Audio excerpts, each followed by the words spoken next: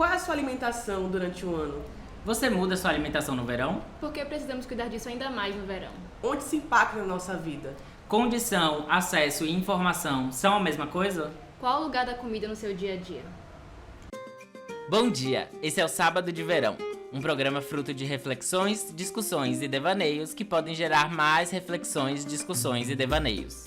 E nessa temporada, subimos a temperatura em dose dupla. Então pega sua água de coco e seu filtro solar E vem curtir Salvador com a gente. Bom dia, pessoal! Mais um sábado, mais uma manhã aqui juntos, especial sábado de verão. E com duas presenças maravilhosas hoje, Laís Paixão. Oi, gente. E Ana Paula Matos. Oi! Psicóloga e nutricionista, eu estou chiquérrimo. E a gente quer falar sobre alimentação, em especial alimentação no verão e tal, porque existem muitas questões nesse período.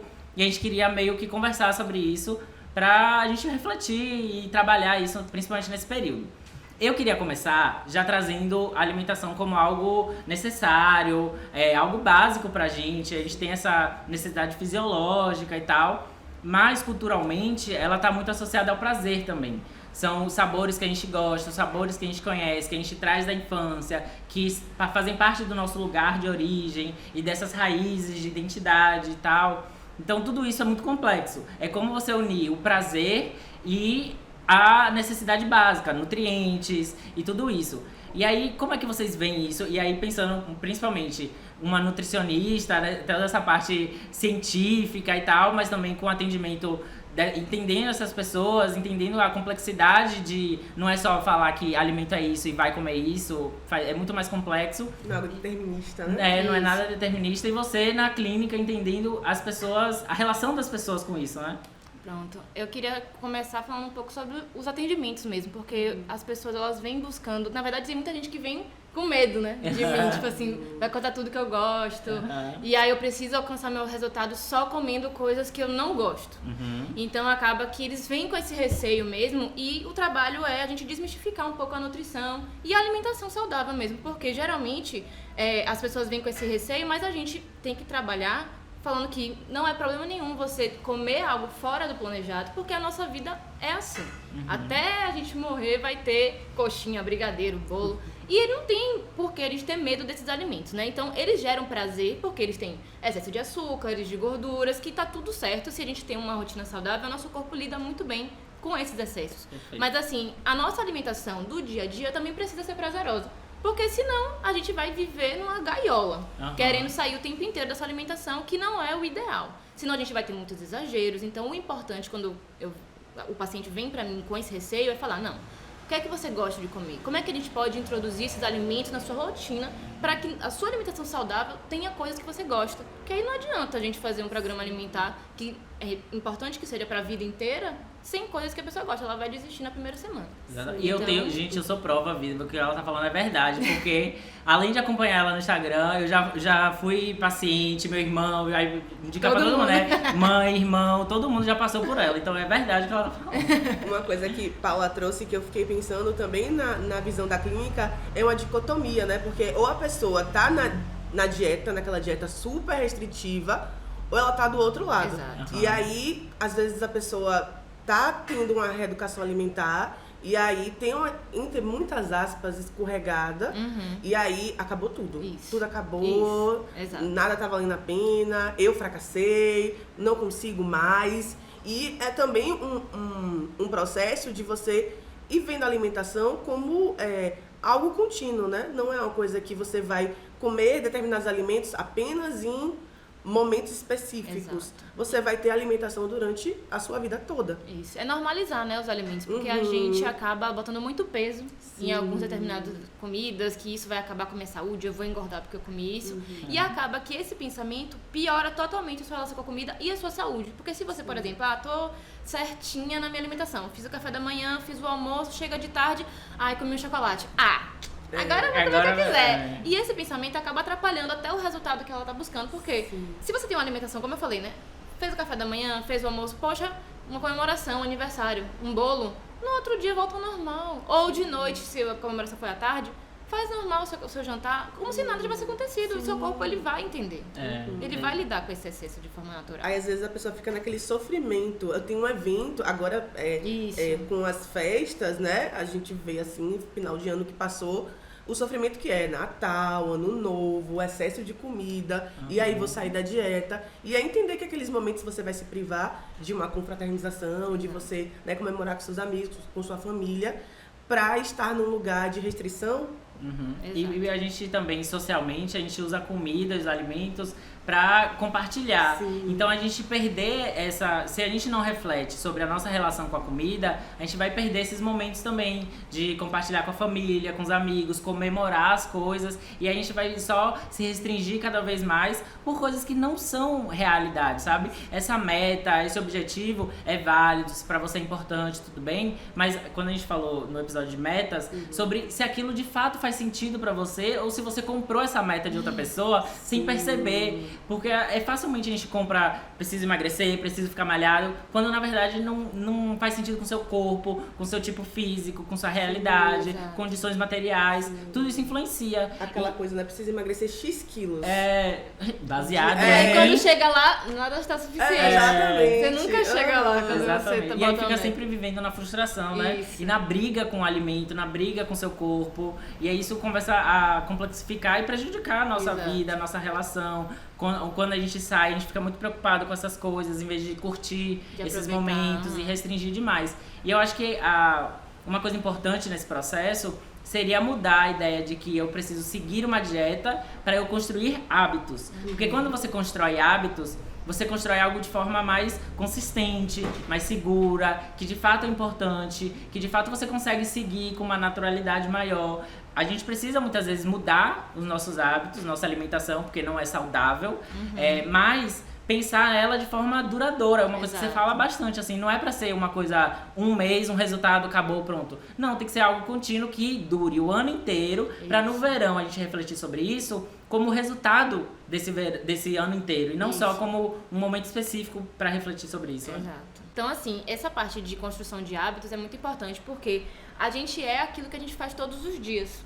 Então, se a gente tem esses hábitos diários e tipo assim, diminui o peso de alimentos ou comportamentos, a gente naturaliza coisas normais da nossa vida. Tipo assim, Natal, um aniversário. Tem gente que leva marmita, gente, pro aniversário. Imagina. Tipo assim, como um brigadeiro, um bolo, uma coxinha vai fazer? Qual a diferença na sua vida? Um estrago, né? Um estrago na minha saúde. Como assim? Sua saúde é construída todos os dias. Como é que uma coxinha, um brigadeiro, um bolo vai fazer alguma coisa com você num dia, gente? Exatamente. Isso aí realmente é difícil de tirar da cabeça dos pacientes. E é tudo um processo, a gente já falou. A palavra da temporada é processo. E é tudo um processo da gente reaprender, se reeducar, porque muitas vezes na infância a gente tem relações problemáticas com isso, porque a infância é muito exigida isso, né? O peso. A gente, os adultos se sentem na liberdade de falar qualquer coisa pra criança, fala que você tá gordinha, que você tá feia, que não sei o quê, que você tem que ser assim, assado. E aí a gente leva isso pra vida adulta, pra adolescência, com muita cobrança, com muito peso, que quando a gente tem essa informação, a gente precisa reeducar tudo, reconstruir tudo. Eu fui uma criança gordinha, e que dançava muito, eu sempre fui muito ativa, meu irmão, a gente sempre foi muito ativo. Mas eu era gordinho e ele era magrinho. E aí isso era sempre uma questão, sempre foi uma questão. De chegar em concurso de dança, de a gente ser pontuado, avaliado, a coreografia é muito boa, mas os dançarinos precisam emagrecer. Eu tinha 11 anos de idade. Tem isso mesmo. Eu tinha 11 anos de idade, sabe? Então a gente leva isso pra a vida inteira e não tem como a gente esquecer isso. É um trauma que a gente vai levar e a gente vai precisar aprender a lidar com isso. O processo, muitas vezes doloroso, mas que é necessário pra gente mudar essa página, mudar essa realidade. Isso. E é importante também a gente entender qual é o lugar que a comida ocupa. Qual foi a construção, né, da sua vida, dentro da sua família, das pessoas que cercaram você. Como você aprendeu sobre os alimentos, né? Qual o lugar, qual a função que hoje ela ocupa na sua vida. É para preencher alguma coisa? É para suprir alguma falta? Qual falta é essa? Então, a alimentação é algo tão complexo, porque tá na nossa vida, assim, de uma forma contínua e de uma forma muito intensa. Isso. A gente se alimenta o tempo inteiro, né? E a gente acaba colocando a culpa toda do que acontece com a gente na alimentação. Sendo que, às vezes, nosso biotipo é diferente do que a gente... do nosso meio, né? Por exemplo, você falou o seu exemplo. Eu tenho um exemplo também que eu cresci fazendo balé. E no balé, naturalmente, as pessoas são a perna assim, todo mundo seco. E meu biotipo é pernão e tal. E eu sempre, desde pequena, escutava: Paulinha, vai correr na orla, não sei o quê. E não era um problema pra mim a minha perna. Se tornou um problema. Que eu levei pra minha vida inteira. Que agora eu vou estou trabalhando pra não ser uma questão pra mim.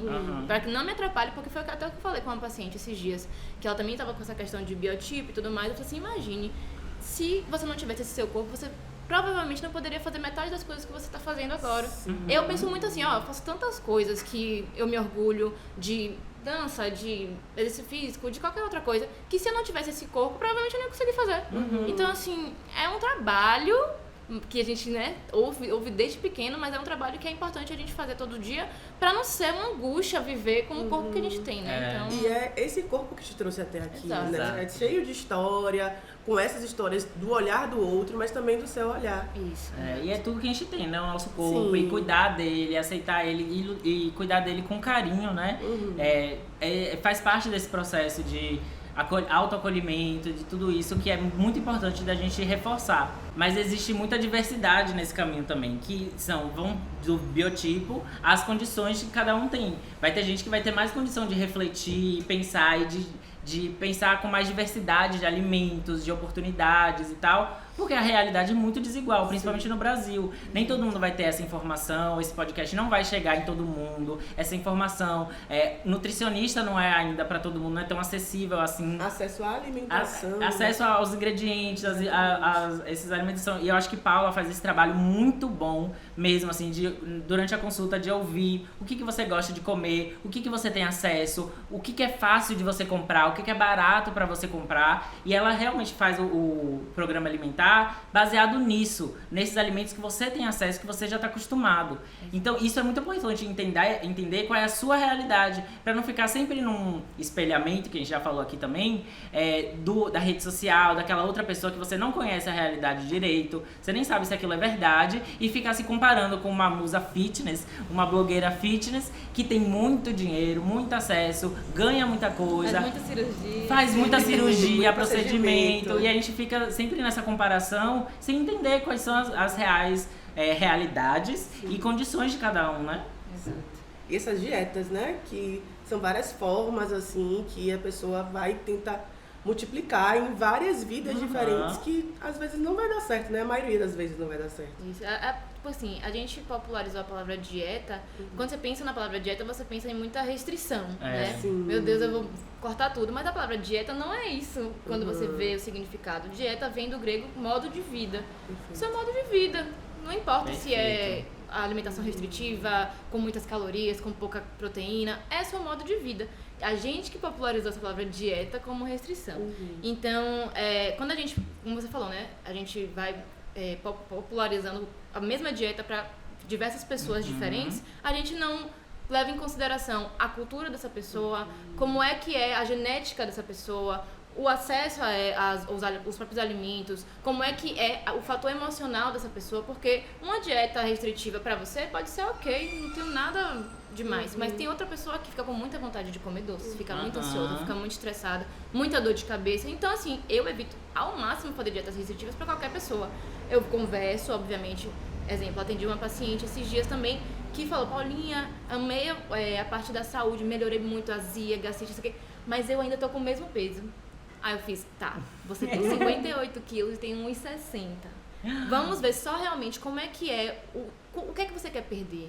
Ah, não, aqui eu tenho um acúmulo na perna, eu fiz pronto. Então vamos lá. Assim, assado que acontece a perda de gordura, não é específica de região, a gente precisa, só se você quer mesmo essa perda de gordura específica, atividade física mais direcionada, mas na alimentação, se eu for restringir muito, você pode ter tais e tais sintomas, dor de cabeça, muito estresse, ansiedade. Então, realmente, a gente precisa conversar com cada paciente, não dá pra gente colocar uma receita de bolo pra todo mundo, porque senão não vai dar certo. Perfeito. Exatamente. E aí, pensando nisso de forma geral, durante o ano, a gente precisa cuidar disso durante o ano e tal. E eu acho que esse é um momento maravilhoso pra gente ir pra nutricionista, de começar o ano diferente, repensar as coisas. Não tenham medo, gente. Não tenham medo. Gente, é de boa, é maravilhoso, é tudo. Mas a gente tem esse período do verão, que muita gente se aquece, se prepara, faz dieta e pensa que o verão é esse momento de estar magro, de estar malhado, porque vai ter muita exposição do corpo, a gente vai pra praia, a gente já falou sobre, a gente vai falar inclusive sobre esse período do verão, esse estado de verão, as expectativas que existe e essa expectativa da sensualidade do Brasil, de Salvador, mas pensando na alimentação nesse período, existem questões importantes, né? Principalmente no meio de uma ebulição global, né? O verão no meio disso tudo. Então, como é que a gente pode lidar melhor, além, óbvio, que a gente fala todo episódio, beber água, né? Sim, além de beber água. Uhum. Então, assim, pensando na desidratação, além da água, a gente precisa também repor alguns eletrólitos que a gente perde naturalmente quando a gente vai suar. Então, assim, sódio, potássio, todos esses eletrólitos a gente precisa pensar principalmente em repositores. Muita gente fala, isotônicos. Os isotônicos, gente, eu não posso falar a marca que eu acho.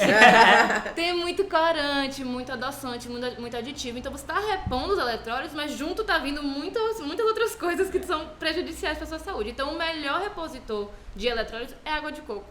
Não tem outro. Assim, é natural. Não tem embalagem. Uhum. Então, assim, é biodegradável, é sustentável para o planeta e não vai trazer tantos aditivos assim para o seu organismo. Porque você tá tentando ser mais saudável, repondo eletrólitos, mas ao mesmo tempo você tá colocando também muitas coisas para dentro que não são interessantes. Então, a água de coco, para mim, é o principal repositor. Perfeito. Falando das frutas também, é importante que a gente tenha acesso às frutas que tenham um teor maior de água. Então, por exemplo, o abacaxi é bastante refrescante, tem muita água, né? A melancia também, o mamão. Tem também outros alimentos que são mais refrescantes que a gente pode colocar junto com sucos ou, enfim, outras preparações. Chá gelado de hortelã. Hortelã também é um alimento muito refrescante para esses momentos. Pode botar suco verde com hortelã, chá gelado de hortelã. Chá quente não, né? Chá gelado. Você pode fazer o chá normal e botar na geladeira. Gengibre também você pode colocar no suco, fazer chá de gengibre e botar na geladeira. Enfim, tem vários alimentos que são importantes para esse período, além da água, que é importantíssimo. E eu acho que pensando também de forma geral, é muito sobre equilíbrio, né? Porque a gente a gente meio que, principalmente estando em Salvador, a gente tem uma rotina um pouco diferente do resto do ano. E às vezes exige demais, é muita festa, a gente bebe mais, a gente curte mais, dorme menos, tudo isso é meio desregulado. Então tentar manter o equilíbrio na alimentação, né? Absorver e comer coisas diferentes, diversas cores, né? Gente, o básico. Cor diferente, arroz, feijão, comida quando tem que ser comida, não ficar só no lanche, na coisa rápida. E tentar uma diversidade, né, de alimentos para que a gente consiga ter força para viver e passar por isso, gente. Vamos lá, a gente vai passar. E pensando principalmente no carnaval, né, que tá vindo aí, o que é importante, como você vai passar muito tempo fazendo exercício de forma indireta, né, que você vai andar bastante, é importante que antes de você chegar, você tenha uma refeição completa. Que você em casa consiga fazer, sei lá, um arroz, um frango, um feijão, um falafel, qualquer outra coisa assim, que seja um pouco mais substanciosa. Que não seja algo tipo, sei lá, comi um pão e fui embora. Colocar mais fibras mesmo, a proteína vai segurar bastante a sua fome durante esse período. As fibras também ajudam muito, então os vegetais, os próprios alimentos mais integrais. Se não tiver alimento integral, bota ali uma cenoura ralada, bota ali qualquer outra coisa que te dê mais fibras, além da proteína também. E durante o percurso, como a gente tem esse processo da bebida alcoólica que desidrata bastante, que por isso que quando a gente bebe, a gente tem muita vontade de fazer xixi, porque o álcool ele tem essa característica, né, de inibir alguns hormônios que liberam. Na verdade, ele inibe o antidiurético. Então, ou seja, ele vai fazer com que você faça muito xixi. Então, você vai desidratar.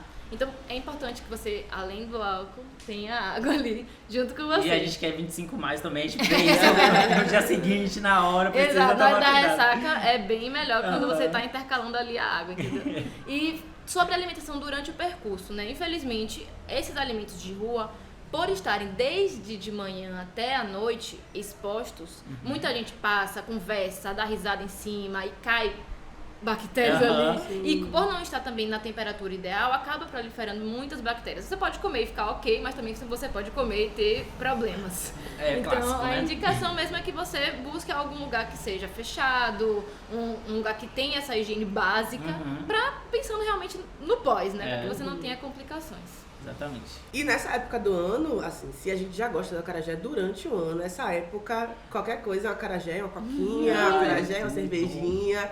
Então, é ainda uma comida pesada e parece que nessa época do ano a gente se liberta, né? Pra gente consumir ainda mais. Exato. Não é aconselhável, né? Na verdade, vamos pensar um pouco sobre o acarajé, né? O acarajé em si, sem falar do abará, o acarajé ele é uma fritura, né? Normal. Só que a gente às vezes esquece que o teor da fritura ali, ele é frito aonde? No azeite de dendê, ok. Mas o azeite de dendê, qual a problemática, né? Que a galera, ai meu Deus, dendê é muito gorduroso. O azeite de dendê é uma gordura saturada, que é uma gordura que a gente precisa evitar. Ela não precisa ser banida, mas precisa evitar. E aí a gente demoniza o acarajé porque tem o dendê e a gordura saturada. Mas a gente endeusa o óleo de coco, que também tem gordura saturada. Então a gente precisa só refletir por que a gente está demonizando o azeite de dendê e enaltecendo o óleo de coco, que são gorduras idênticas, né? Praticamente iguais. Só que quando você vai pensar no azeite de dendê, a cor dele é por conta de alguns fitoquímicos, alguns antioxidantes. Então, se você for comparar de forma nutricional, acaba que o azeite de dendê ele é mais rico do que o óleo de coco. Obviamente, não é pra você ficar botando azeite de dendê e tudo que você vai comer. Mas se você for comparar esses dois endeusados e demonizados, né, são parecidos, são bem iguais em teores nutricionais. Então, assim, pensando no verão, obviamente, um excesso pode vir trazer, pelo excesso de gordura, diarreia, má digestão, azia, mal-estar, ainda mais nesse sol. Eu ia falar isso, eu fiquei pensando, eu lembro de ano passado, na festa do 2 de fevereiro, eu almocei um acarajé. E aí eu fiquei pensando depois, eu comendo acarajé, o sol torando a cabeça, e quem já viveu o 2 de fevereiro sabe que não tem muita sombra, é aquela coisa vibe, né? Carnaval, já sol na cabeça e tudo, então é complicado, gente. Na hora que comeu, eu já tava pensando, né? Já tava pensando, Já desceu? Naquele dia deu tudo que certo. eu tô fazendo? Deu tudo certo, mas depois eu fiquei pensando, eu devia ter Poderia programado ter. melhor, né? Feito um negócio mais elaborado. Isso. O ideal mesmo é que a gente tenha esses momentos, principalmente agora que a gente tem bastante acesso, mas assim, entendendo que a base alimentar não pode ser essa por conta desses revertérios que podem acontecer por excessos de gordura que é natural do acarajé. Ele é uma fritura, não tem como a gente fazer um acarajé fit, gente. O acarajé, ele é frito no dendê e acabou. Não tem por que a gente ficar com essa preocupação. A gente vai ter esse momento de comer o acarajé, interagir com as pessoas. É um patrimônio. Exatamente. Então, a gente vai comer aquilo ali e vai seguir a vida. Normal, nada aconteceu, entendeu? Porque é o que tem que acontecer mesmo na nossa vida pra gente levar todos os nossos dias de forma natural e leve. Senão a gente vai viver, ai meu Deus, comer um acarajé. Vira paranoia, né? Isso. E aí não é saudável. Exato. E aí eu queria também trazer que a gente tá pensando sobre alimentação e questionando isso, e refletindo sobre isso, mas eu acho um problema quando a pessoa nunca pensou sobre isso, nunca passou pela cabeça pensar a quantidade que você come, o que você come, de onde vem o que você come, se isso se é uma cultura sua, se é próximo, você está importando uma coisa e comprando mais caro, fazendo toda uma cadeia produtiva acontecer de forma muito mais prejudicial para o ambiente, para o planeta e para a economia, e tudo isso influencia na alimentação. Se você nunca pensou sobre isso, temos um problema. Porque é uma questão assim, alguém tá pensando por você. Se você nunca pensou, alguém tá pensando por você. Seja seu pai, sua mãe, uma rede próxima que minimamente vai cuidar de você, pensar em alimentação com qualidade e tal, ou vai ser a indústria que quer lucrar com isso. E aí a gente vai estar suscetível a ultraprocessados, que não são muito saudáveis, que não são saudáveis pra gente, que não pode ser a base da nossa alimentação.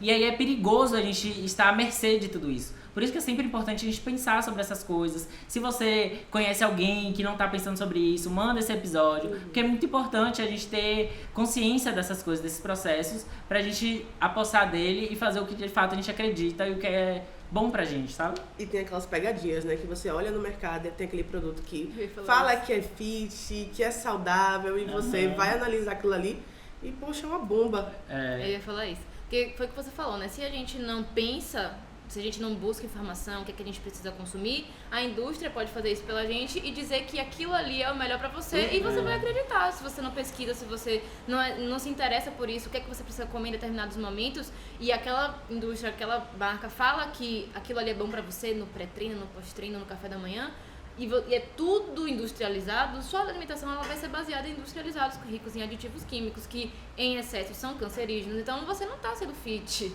não está sendo saudável. Você está sendo levado mesmo enganado, pela indústria. Uma coisa que você fala bastante no seu Instagram, e eu acho que é muito importante, é sobre os rótulos, né? A gente aprender a ler os rótulos e identificar quais são essas substâncias, porque, quais são os nomes. Você fala muito disso, que se tem nome muito doido, se você não sabe o que é aquilo, provavelmente é problema. Exato. Provavelmente é aditivo artificial, coisa que não é saudável. Exato. E aí eu lembrei de um aplicativo que já existe, que é o Desrotulando, que aí você pega o seu celular, gente, ó, bota lá no rótulo e ele vai dizer a nota, ele vai dar uma nota para aquele produto de quão bom ele é ou não para nossa alimentação e tal. E tudo bem a gente usar esses produtos de vez em quando, mas não pode ser a base da nossa alimentação, É né? tudo em excesso, né? E atualmente até saiu uma lei que, não sei se você já percebeu, que as embalagens estão vindo na frente agora. Isso. Excesso de açúcar. Sim. Excesso porque a galera não lê. Aham. E não foi a marca que quis botar. Obviamente. Foi a legislação que acabou saindo, que é obrigatório.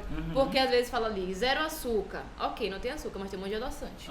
Porque algo 0 açúcar, uma coca, um refrigerante 0 açúcar. Doce não faz sentido. Então por que ele tá doce? Porque tem um monte de adoçante ali. Não é, 0 açúcar tá ótimo. Vai ficar horrível se você tirar o açúcar daquilo ali. Então ele vai colocar bastante adoçante, bastante realçador de sabor em alguns alimentos. E vai dizer que não tem gordura, não tem açúcar, não tem sal, mas tem outras coisas pra que você não deixe de comprar aquilo. Não se torne alguma coisa ruim. Então vai ser bem pior, inclusive.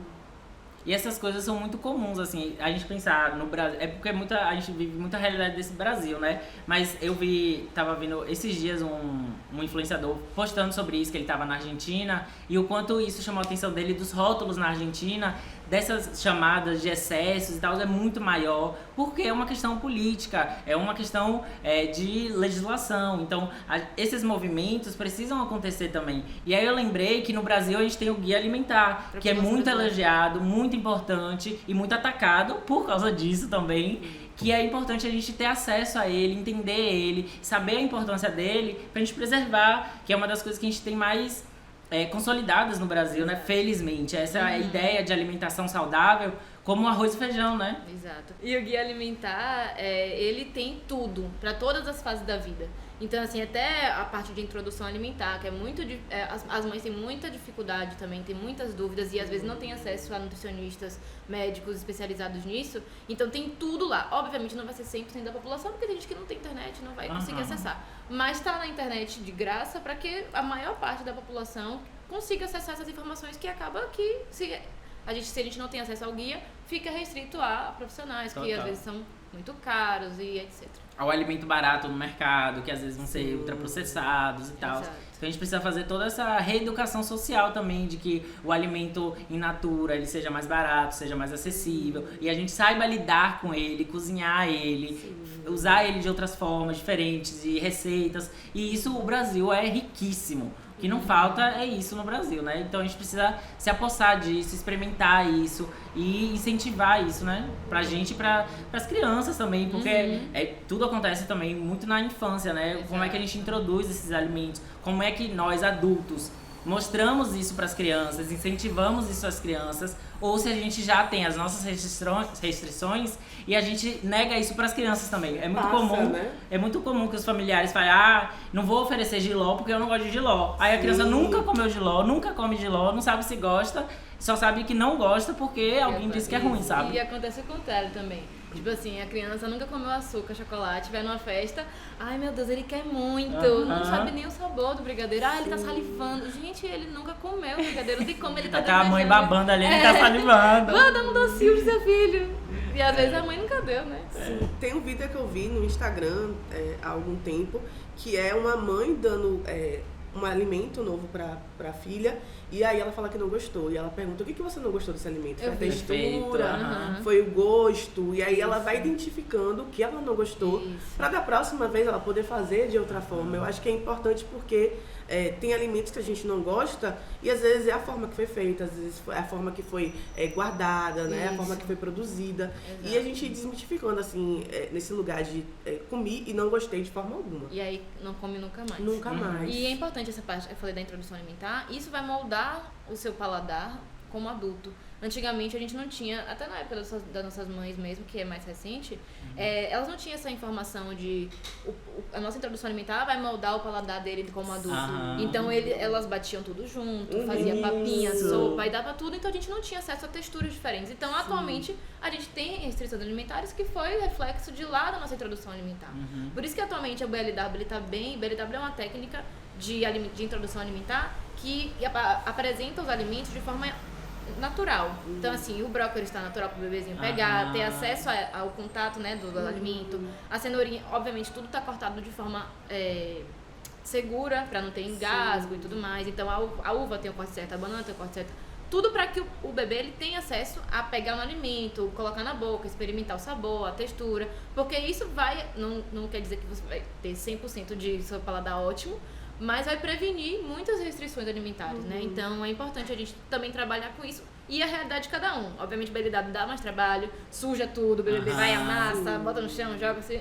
Mas assim, tentar outras formas além de bater tudo, dar no bebê, limpar, porque bota e limpa. Então ele não tem acesso a essa sujeira. Então pode ser que ele fique com uma restrição de sujar a mão, sujar a boca, porque dá e limpa. Isso aí realmente é muito complicado. Dá e deixa o bebê pegar, lamber, sentir. Às vezes tá com o prato aqui na mão e tome. Ninguém vê o que é, ele não vê o que é. Então quando tem acesso a esses alimentos, fica melhor para prevenir restrições e aumentar o leque, né, de alimentação. Eu pensei em duas coisas, vocês falando, que sobre essa questão da infância e tal, que a gente precisa pensar, todo mundo precisa pensar sobre isso, porque facilmente essa discussão que a gente está tendo aqui vai sobrecarregar as mães. Sim. Que é sobre elas fazerem a introdução alimentar, elas cuidarem disso. E de sobrecarga, elas já estão cheias, né? E aí pensar que esses processos mais cuidadosos, mais demorados, mais sujos, elas vão acabar abrindo mão por causa da rotina, disponibilidade de tempo, de demandas e tal. Então a gente, enquanto homem, também precisa se responsabilizar sobre isso, cuidar disso, pensar sobre isso, para não gerar mais ainda sobrecarga.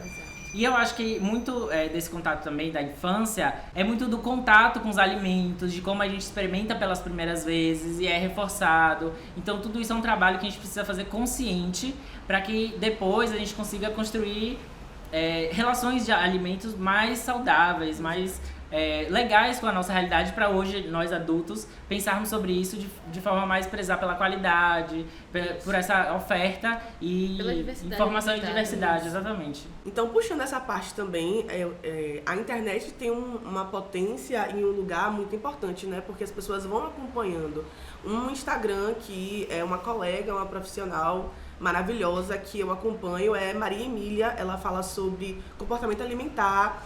Ela traz uma relação muito sobre o corpo, ela é especialista em transtorno alimentar, mas ela também vai falar sobre o corpo e alimentação no dia a dia, né? Os desafios e como você pode ultrapassar esse momento de uma forma mais leve. Eu acho muito bacana isso, né? A gente poder ter essas referências. Isso de trazer a internet, né, as redes sociais, que a gente tá muito lá. Então a gente precisa rechear ela também de boas referências. E aí pensando nisso, óbvio, Paula, gente, @AnaPaulaBNutri. E aí é perfeito, sério, gente, não é à toa que ela tá aqui, ela é minha amiga, a gente conhece há anos, mas realmente eu admiro muito o trabalho dela. Eu fui paciente dela, levei meu irmão, minha mãe, todo mundo passou por ela, porque era realmente importante esse processo e realmente super indico. E sigam ela no Instagram, porque ela fala também, produz conteúdo pra isso de forma tranquila, mostrando o dia a dia dela, o que ela come. Eu acho que mostrar também o que as nutricionistas comem de forma tranquila. Ela posta quando ela come pizza, ela posta quando ela come doce, e posta quando ela cozinha, quando ela prepara as coisas pra rotina, como é esse dia a dia. Tudo isso é muito legal. Então, ter essas referências de fácil acesso, onde a gente de fato tá mais tempo nas redes sociais, é muito importante. E aí, reais, né? E reais, exatamente. E aí, puxando também sobre isso, e não só sobre nutrição e alimentação, mas sobre a ciência. E a gente ter acesso e pensar sobre essas ciências, porque hoje o que não falta é fake news,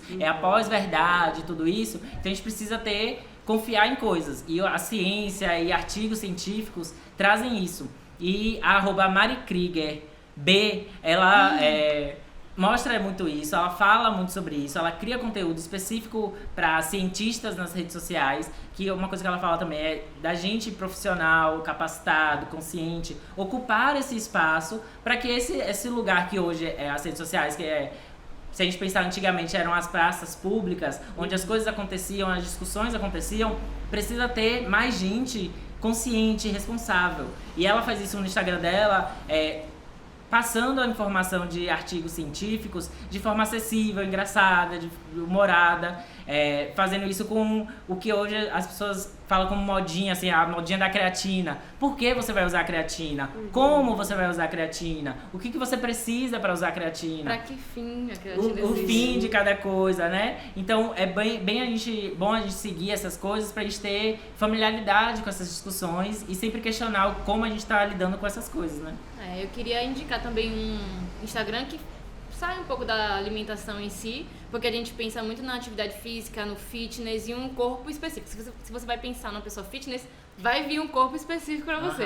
Então, esse Instagram que eu vou indicar chama Atleta de Peso, é bem conhecida, mas ela traz o exercício físico como algo que pode ser feito parte da sua rotina, sem buscar um corpo específico pra saúde e só pra ser algo da sua rotina que para beneficiar mesmo sua disposição, dores específicas, que é porque você está sedentário. Até mesmo você pode vir a perder peso fazendo atividade física, mas não é o intuito principal desse Instagram, né? Que você incentive a atividade física, que é imprescindível. A atividade física, ela é um fator de proteção para diversas doenças. Então é importante que a gente tenha atividade física presente na nossa rotina, mas não necessariamente pensando num corpo específico. Então, Atleta de Peso é um Instagram que eu indico. Tudo, gente, Bacana. eu amo também. Todas essas indicações e arrobas a gente vai detalhar direitinho aqui na descrição. Então, olhem lá, siga todo mundo pra gente incentivar essas discussões e essas reflexões. E vamos à moral da história! Então, moral da história, tudo isso que a gente falou é que alimento é necessidade básica, mas nem todo mundo vai ter o mesmo acesso. Nem todo mundo vai ter o mesmo repertório, nem todo mundo vai ter a mesma necessidade. Então é importante, ao mesmo tempo que a gente entender esse coletivo, essa cultura, essa cidade, essa oferta desses alimentos, entender qual é a sua individualidade nesse processo. O que você demanda, o que você faz bem pra você, o que pra você faz sentido, o que é ok, o que não é. Então essas reflexões precisam acontecer com a gente. Mas a alimentação também tem estado em um processo muito complicado de culpa, de demanda, de opressão, de muito sofrimento também atrelado aos transtornos alimentares. Tudo isso é muito problemático. Então a gente precisa entender isso e enfrentar de forma séria, complexa, indo a nutricionista, indo a psicóloga. Amei que ficou uma publizona. Mas a gente incentivar isso é sobre a gente também pensar sobre cuidar da gente, né? Acaba ficando no autocuidado, virando autocuidado, sobre a gente cuidar da nossa disposição, nosso preparo físico e estar mais disposto a fazer atividades que pra gente também são importantes, né? Não é só sobre o corpo e foto, Instagram, estética, é muito mais do que isso. E pensar nisso durante o ano inteiro. É importante que isso esteja na nossa vida durante o ano inteiro, não só no verão, mas aproveitando esse momento também no verão, né, gente? E é isso, mais um episódio. Tô muito feliz, muito obrigada pela presença. Tô muito feliz mesmo desse encontro. Foi tudo, foi maravilhoso. Então compartilhem esse episódio, se gostou, se foi sentido pra você. Compartilha, curte. Porque é isso, né, amiga? Sim. Queria agradecer, porque quando o Diego me chamou, eu já fiquei, meu Deus, e agora? Porque eu estou muito nervosa pra falar, sabe? Sério? Quando eu era da escola, eu ficava muito nervosa.